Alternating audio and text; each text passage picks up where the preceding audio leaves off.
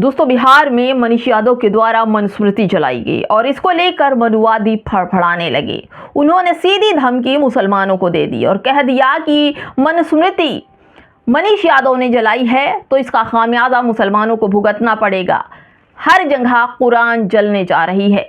हिंदू खतरे में नहीं बल्कि अब इंसानियत खतरे में है, क्योंकि करे कोई और भरे कोई। पूरी खबर बताने जा रही हूँ। नमस्कार, आप देख रहे हैं बामसेफ न्यूज़ और मैं हूँ आपके साथ शैला। दोस्तों, बौखला गई हैं मनुस्मृति जलने से, पागल हो गए ये लोग। मनीष यादव ने मनुस्मृति क्या जलाई कि इन लोगों के दिमाग खराब हो गए।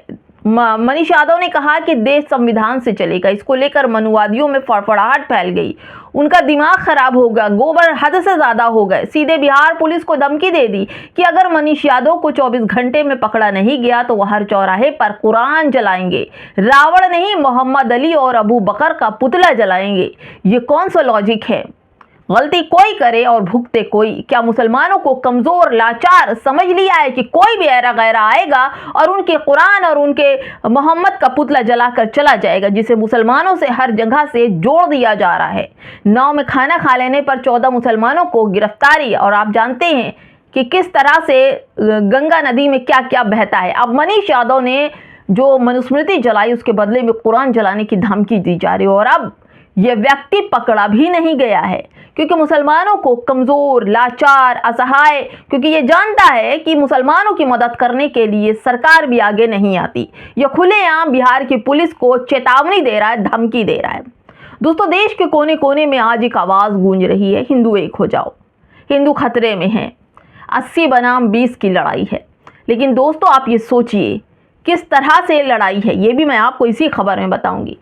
यह नारा इस तरह फैलाया जा रहा है मानो भारत के करोड़ों हिंदू किसी बाहरी दुश्मन के घेरे में हो, मानो उनका धर्म, उनका अस्तित्व, उनकी जो कोई भी है, किसी भी मुसलमान, किसी भी अल्पसंख्यक या किसी काल्पनिक विरोधियों के कारण मिटने जा रहा है। क्या आपने देखा कि मुसलमानों का कहीं भी अस्तित्व हो किसी भी चीज़ में? आज आपको इसी वीडियो में बताऊंगी कि आखिर दलित समाज को निशाना कैसे बनाया जा रहा है मुसलमानों को नाम लेकर। लेकिन सवाल यह है कि अगर हिंदू सच में खतरे में है तो किससे?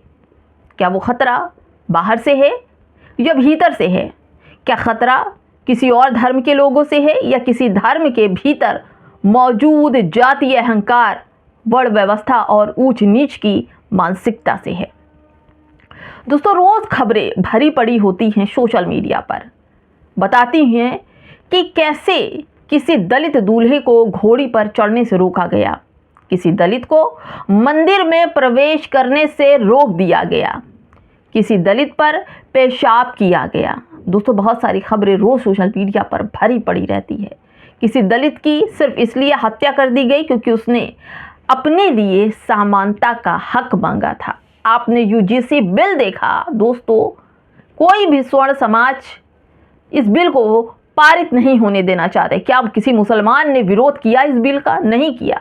आपने रायबरेली, भदोही, भारतपुर, जयपुर, रांची, इंदौर, ये सब जगहों पर दलितों की हत्या का खबर पड़ी होगी। बल्कि भारत के संविधान पर यह हत्या नहीं बल्कि वो चोट के निशान है जो कभी नहीं मिटने वाले।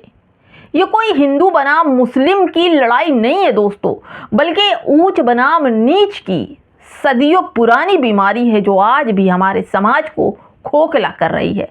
देखिए, मनुस्मृति जलते ही गोबर भक्तों के दिमाग में आ गया कि मुसलमान कमजोर है तो उनकी कुरान जला दो। और इस बीच दिल्ली के सर्वोच्च न्यायालय के जो चीफ जस्टिस हैं, आप ये सोचिए कि इनकी मानसिकता कितनी घटिया है कि न्यायमूर्ति BR गवई के ऊपर भी जूते चला दिया इस हिंदूवादी मानसिकता के लोग वकील ने, और कहा कि सनातन का अपमान नहीं सहेंगे।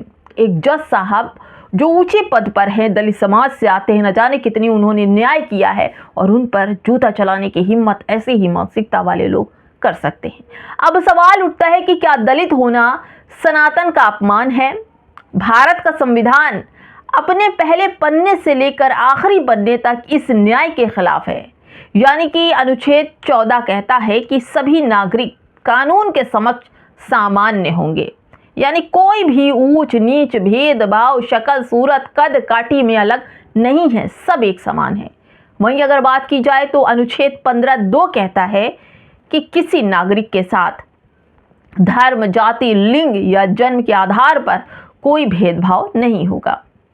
और इधर बात की जाए तो अनुच्छेद 17 पूरी तरह से साफ लफ्जों में कहता है कि अस्पृश्यता का अंत किया जाता है और इसका कोई भी व्यवहार अपराध माना जाएगा। यानी कि आप किसी से भी ऊंच नीच भेदभाव नहीं कर सकते। और वहीं अगर अनुच्छेद 21 की बात की जाए तो प्रत्येक व्यक्ति को जीवन और व्यक्तिगत स्वतंत्रता का अधिकार है। वो कुछ भी खाए, कुछ भी पिए, कुछ भी पहने, किसी भी धर्म में रहे, वो उसका अधिकार है। लेकिन जब दलित को जिंदा जलाया जाता है, जब उसकी बेटी के साथ बलात्कार के बाद हत्या होती है, जब मंदिर के दरवाजे उसके लिए बंद हो जाते हैं, तो केवल एक इंसान नहीं मरता बल्कि संविधान की वो आत्मा का प्रहार होता है जिसके निशान सदियों सदियों से उनके दिल पर दिखाई पड़ते हैं। वो जो लोग हिंदू खतरे में है का नारा देते हैं, दरअसल अपने भीतर के पाखंड को छिपाना चाहते हैं। अगर हिंदू धर्म इतना विशाल, उदार और सर्वसमावेशी है तो फिर उसी धर्म में दलित का,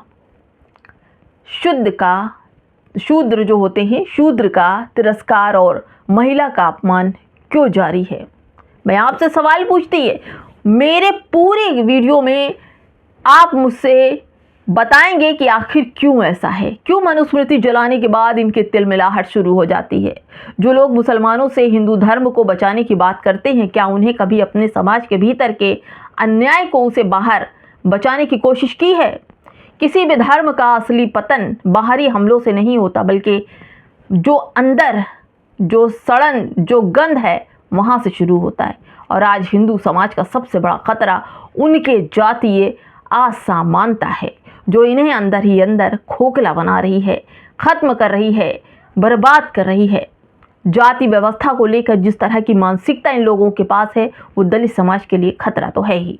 दोस्तों, ना कोई मज़ार, ना कोई मस्जिद। सत्ता के भूखे राजनीतिक खिलाड़ी हिंदू एकता का नारा इसलिए गढ़ते हैं ताकि ऊंच नीच के हिंदू और पीड़ित हिंदू के बीच का संघर्ष छिप जाए, ताकि ब्राह्मण, ठाकुर, बनिया, राजपूत सब हिंदू खतरे में है कि झंडे तले एक हो जाएं और दलित, आदिवासी और पिछड़े उसी झंडे को नीचे फिर से दबा दिए जाएं। यही तो चल रहा है दोस्तों। यही मैं कह रही हूँ, जब बिहार में मनुस्मृति जलाई तो ये तिलमिला गया और इन्होंने मुसलमानों को दलितों के बराबर लाकर रख दिया। क्योंकि भाई हिंदू, दलित जो है वो मुसलमानों के भाई हैं, इसलिए मनुस्मृति उनके लिए सही है।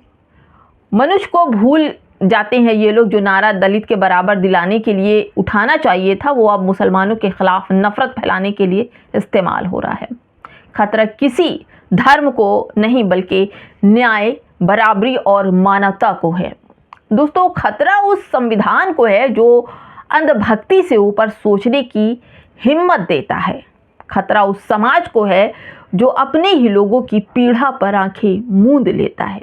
और अगर दोस्तों इस देश के मुख्य न्यायाधीश तक जूते से उनके ऊपर फेंका जा सकता है, तो फिर आम दलित, आम गरीब की सुरक्षा की कल्पना सोचिए। बड़ा ही भयावह है कि किस तरह से दलितों के साथ हो रहा है। भारत का संविधान बाबा साहब डॉक्टर भीमराव अंबेडकर के इसी दिन के लिए लिखा था, और ताकि लोग आपस में प्रेम से रहें, समानता से रहें। लेकिन जस्ट उल्टा, जब से 2014 की इससे सरकारें आई हैं, तब से दलितों पर होने वाले अत्याचारों की फहरिस्त लंबी हुई है। कोई भी मुसलमानों ने उन्हें मंदिर में जाने से नहीं रोका, कोई भी मुसलमान उनसे यूजीसी बिल पर खिलाफ नहीं खड़ा हुआ। लेकिन आज जब मनुस्मृति जलाई गई तो आज ये समझ आया कि मुस्लिम और दलित भाई भाई और मुस्लिम और दलित एक जैसे, क्योंकि मनुस्मृति ब्राह्मणों को मानने वाली किताब है, तो वहीं कुरान सबका हक दिलाने वाली, एक समानता का संदेश देने वाली। आज ये समझ में आ गया कि संविधान में अपने रिलीजन्स को पढ़ने के लिए कुरान का भी हक दिया है कि जो लोग इस देश में हैं, जो लोग इस कैटेगरी में आते हैं, वो कुरान एक समानता का हक दिलाता है। लेकिन आज मनुस्मृति जली तो ये तिलमिला गए और कुरान को जलाने की बात कर रहे हैं। अब ये समझ में आया कि कौन किससे खतरा है, और अब ये लोग पूरी तरह से मुसलमानों के खिलाफ उतर चुके हैं। और दलित और मुस्लिमों भाई भाई का नारा दे देना चाहिए और एक साथ इन दोनों को हाथ मिला लेना चाहिए। नमस्कार।